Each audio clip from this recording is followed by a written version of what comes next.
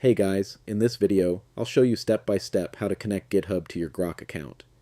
To get started, go to grok.com and make sure you're logged into your account. Once you're on the main page, go to the bottom left corner and click on your username or profile menu. From the menu that appears, select Connectors. On the Connectors page, you'll see different apps and services you can connect to Grok. Look for GitHub, then click on it. After opening the GitHub connector page, click on the Connect button. A pop-up window will appear, and you'll be asked to sign in to your GitHub account. Enter your GitHub username or email address and your password, then continue.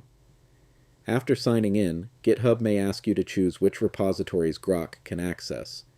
You can select all repositories if you want Grok to access everything, or choose only selected repositories if you prefer to give access to specific projects only. Choose the option that works best for you. After that, scroll down and click Install and Authorize to complete the connection.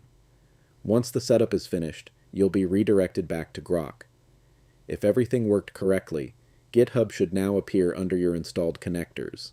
And that's it. You've successfully connected GitHub to your Grok account. If this video helped you, give it a like and subscribe for more simple tech tutorials. Thanks for watching, and I'll see you in the next video.